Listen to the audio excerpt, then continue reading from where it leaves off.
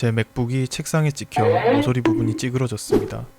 그래서 저는 제가 고쳐야겠다고 생각했고 제 계획은 이랬습니다. 손상된 부분을 갈아내고 갈아낸 부분을 3D 펜으로 채워 가장 비슷한 색으로 칠해주는 것입니다. 손상된 맥북의 모습입니다. 쓰라린 마음을 안고 맥북 복원 시작하겠습니다. 작업을 시작하기에 앞서 준비한 페인트의 색상이 맥북의 색상과 비슷한지 비교하기 위해 필라멘트 판을 만들어 페인트 칠을 하고 맥북과 색상을 비교해 볼 것입니다. 다리미를 이용해 필라멘트 조각들을 평평한 판 형태로 만들어 준 뒤 가위를 이용해 제가 원하는 모양으로 잘라줍니다. 이제 색상을 비교할 판을 만들었으니 색상을 입히기 전 프라이머를 색상판에 뿌려줍니다.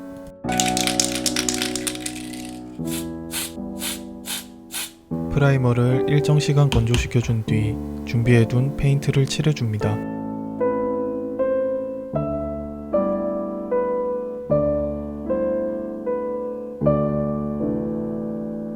칠해둔 페인트가 어느 정도 건조된 것 같으니 맥북을 가져와 색상을 비교해 보도록 하겠습니다. 생각한 것보다 색상이 비슷한 것 같아 이대로 작업을 진행하도록 하겠습니다. 먼저 다른 부분에 손상이 가지 않도록 마스킹을 진행해 줍니다. 그 후 마음 아프지만 손상된 부분을 사포를 이용해 제거해 줍니다. 손상된 부분을 제거했으니 3D 펜을 이용해 면을 채워줄 차례입니다.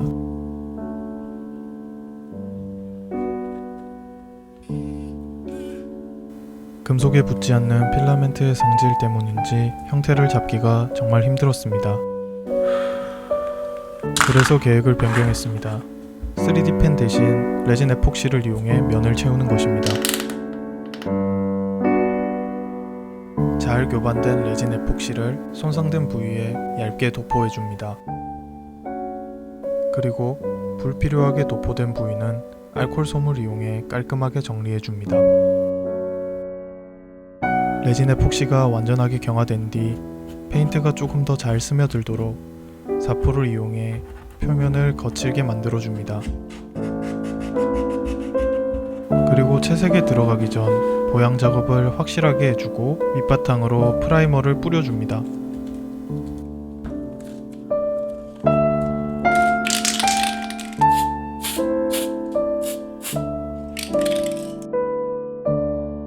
프라이머를 건조시킨 뒤 얇은 면봉을 사용하여 꼼꼼하게 도색을 진행해 줍니다.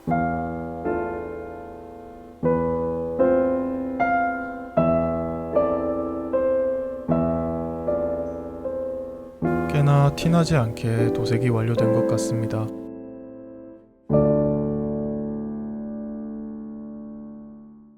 도색이 완료되었으니 기존 맥북의 알루미늄 바디 재질을 비슷하게 표현하기 위해 매트 클리어를 이용해 마감을 해줄 것입니다.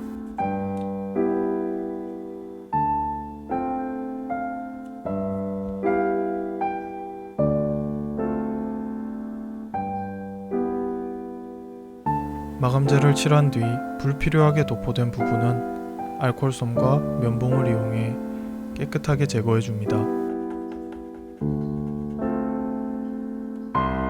마감재가 완전히 굳기 전 면봉을 이용해 단차를 지워주면 이번 보수 작업은 끝입니다.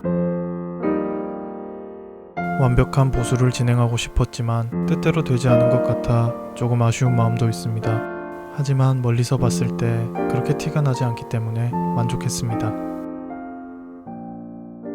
긴 영상 봐주셔서 감사합니다. 다음에 저는 더 좋은 영상으로 찾아뵙도록 하겠습니다.